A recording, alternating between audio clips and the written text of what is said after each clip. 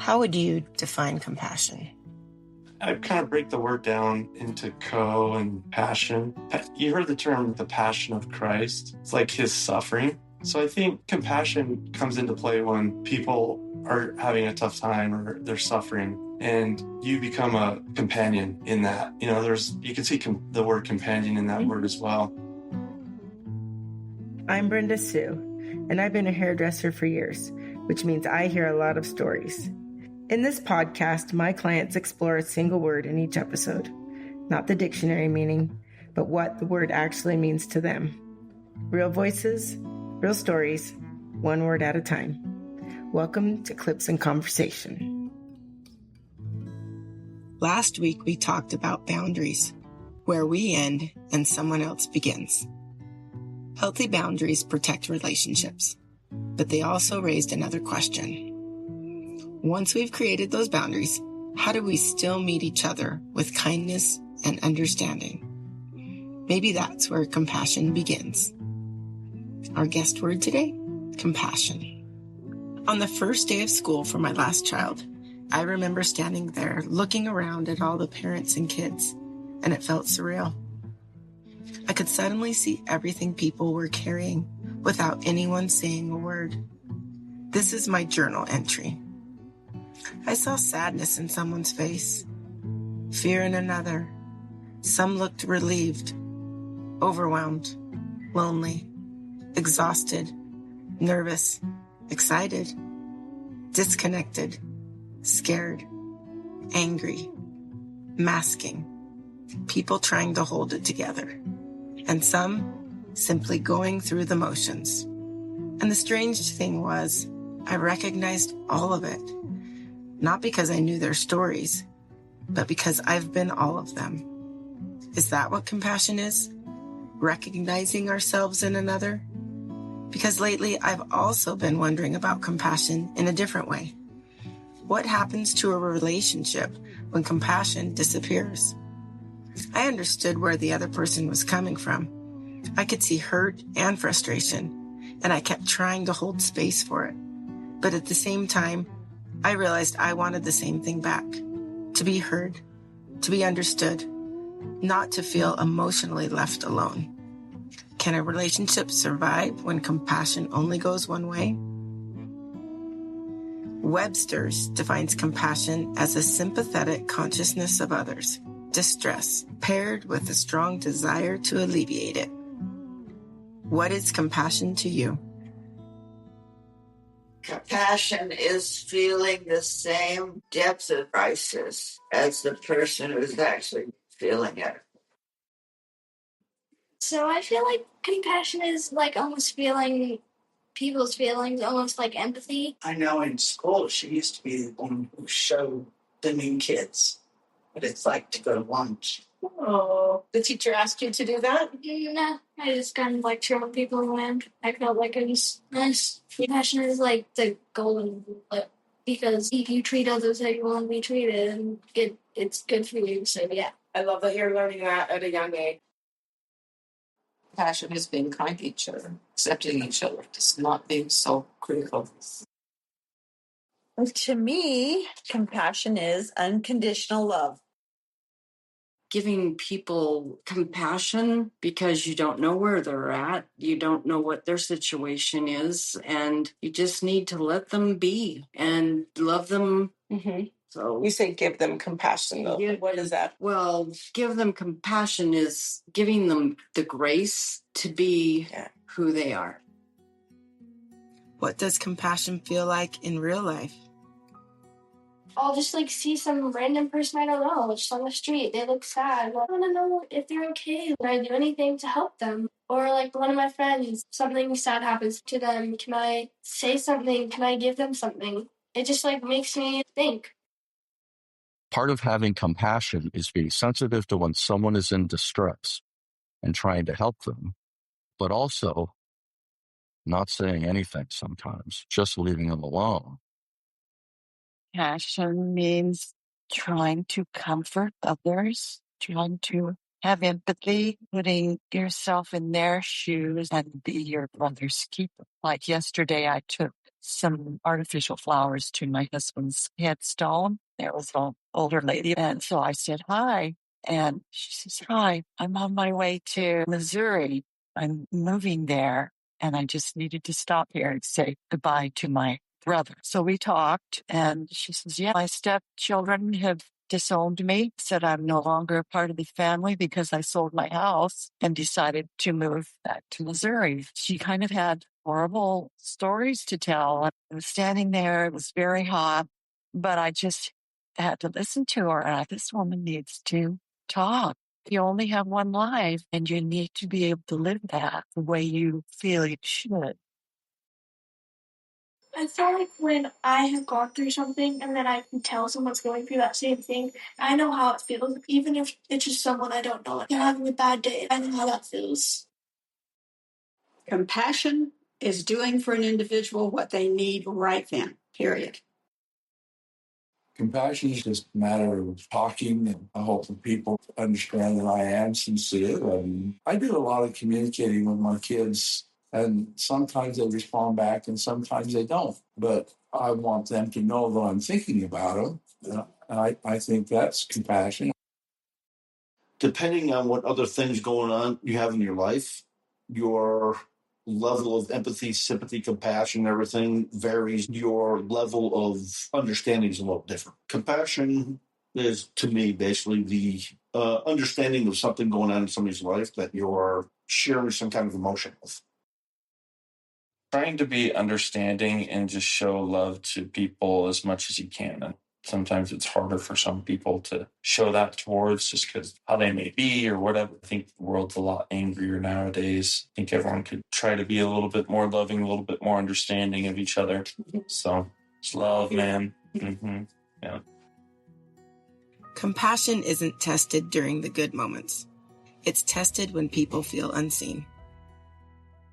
Compassion. I think there's a lot of times in my life and in everybody's life where people come to you seeking comfort or seeking, validation or a conversation. And even when you have different views, you can be there for somebody if they're going through a hard time or they're a challenging time. I think that shows compassion. I do have compassion for other people in trouble. So how do you show compassion to others? Anymore it's just social media, just acknowledging them, acknowledging their ideas, not telling them they're stupid. We give more compassion to our animals and our pets than we do human beings. I see that with kids and absolutely parents, elderly. We need to give the same kind of grace. You might say, oh, well, animals, they have unconditional love for us. What really is unconditional love? Just because we have boundaries doesn't mean our love isn't unconditional.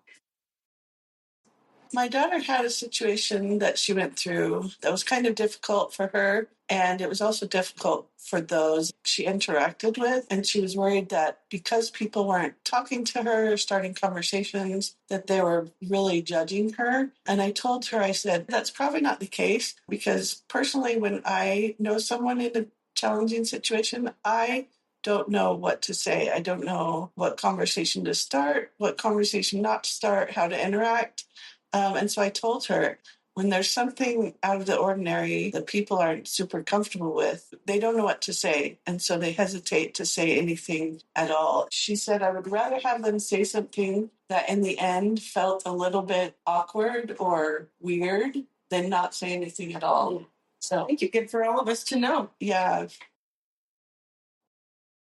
Compassion is feeling what other people feel and trying to help other people as you would like to be helped. A lot of people don't even feel what other people are feeling. They just blow it off. Passion is very, very rare in the political world, particularly at the present time. There's a hell of a lack of compassion. You cannot feel compassion if you cannot feel identify with other people. If you're selfish or you're so self-centered, narcissistic, you do not feel what other people feel. This next conversation really changed how I thought about compassion. I think a lot of times people think compassion is like oh, I feel sorry for you, or feeling sorry for someone. And you're not feeling sorry for. I mean, I think you should not feel sorry for someone. It's like in my situation. I don't want people to feel sorry for me, but I don't want them to pity me. And I think compassion and pity sometimes go hand in hand. Especially with my diagnosis, people pity, like, oh, I'm so sorry. You know, that's really hard. And hearing her talk about not wanting pity made me realize compassion and pity are not the same thing at all. Compassion to me is having more consideration for other people and for yourself to begin with, but understanding that consideration for those that are not like you or who don't think like you is really where compassion is at its best. Give everybody grace. So what gets in the way of that? Individual selfishness, individual needs, wanting to give someone else your opinion, when in reality, they get to walk their journey. I feel like the more trouble or problems that you have in your life, then you have more ability to show compassion to others because you can understand more of what they're going through.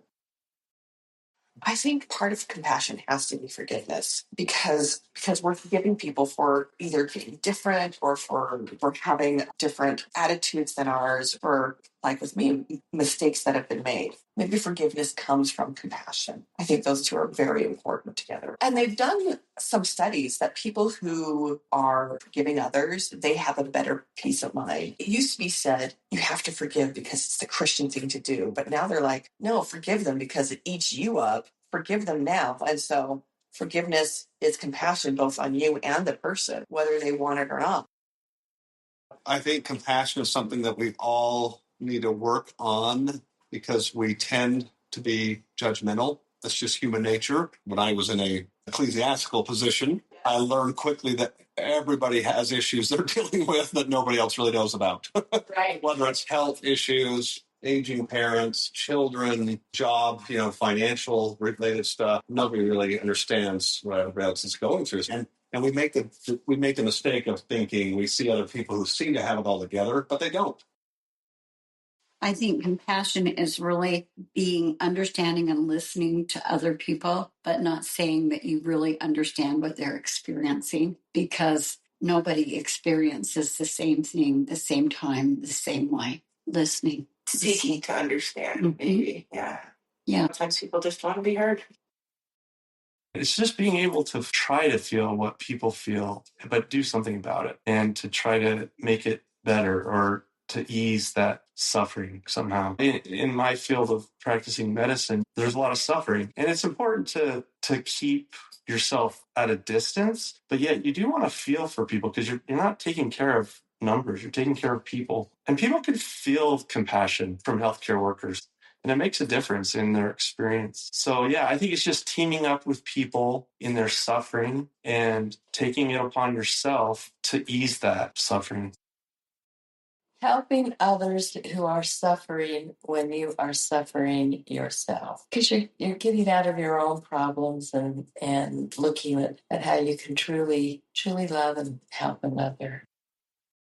Compassion allows you to feel helpful towards someone. Not only are you empathetic with, but there's looking for some ways to help. And compassion is not only for their circumstances, but how they're feeling in those circumstances.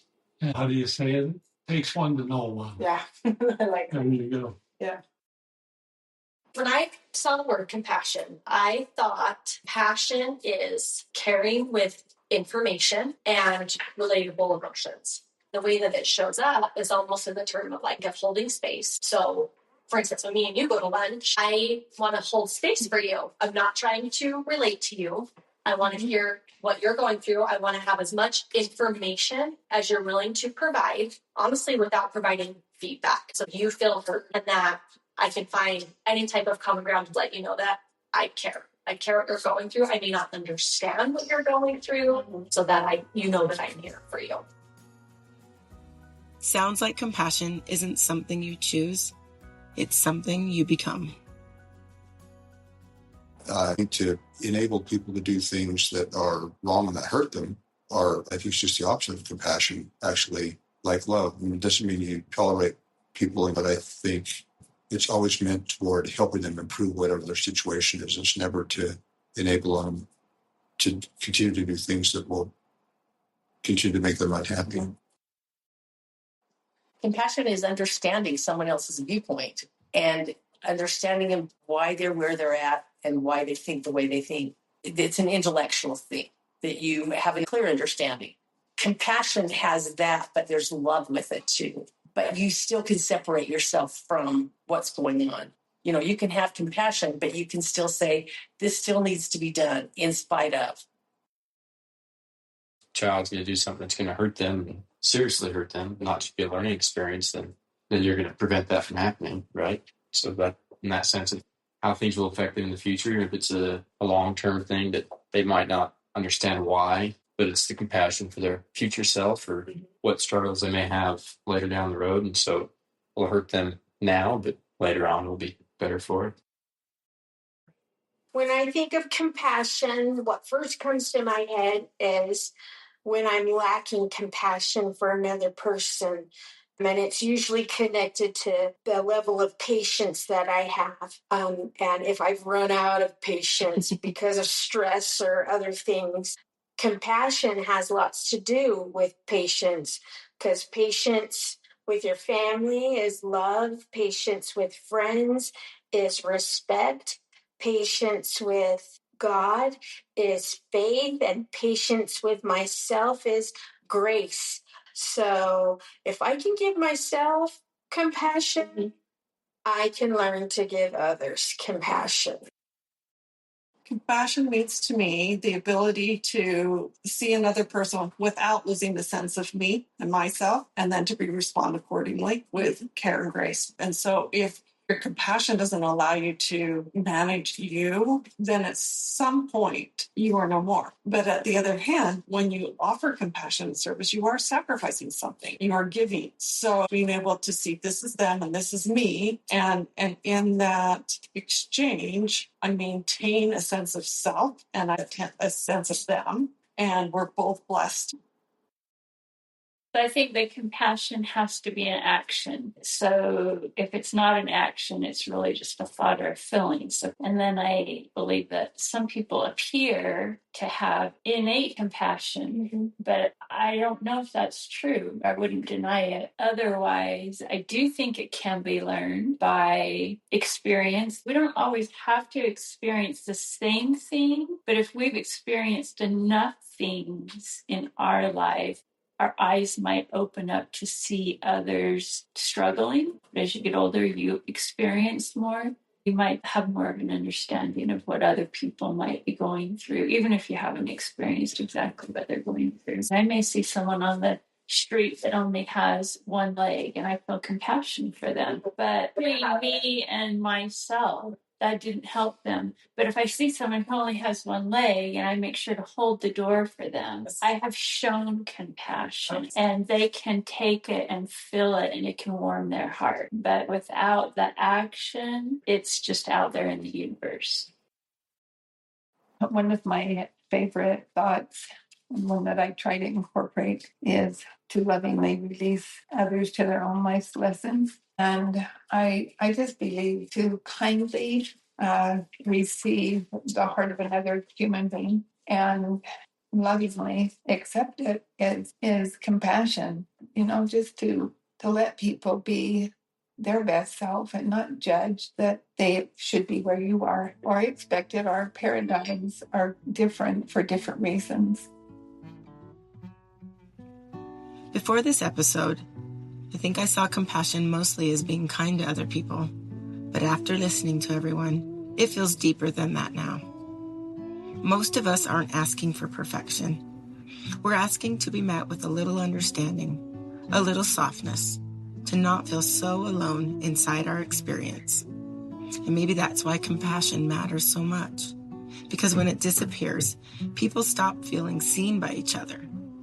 Maybe the hardest part of compassion is learning to offer that same grace to ourselves, to stop speaking to ourselves harsher than we would ever speak to someone we love.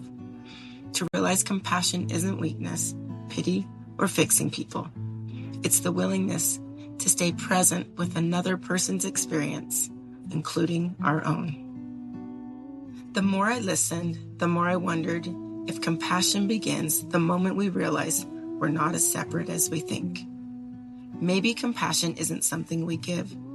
Maybe it's what makes connection possible. And that's next week's guest word, connection. Thank you for spending time with me. Stay curious, stay open, and keep the conversation going.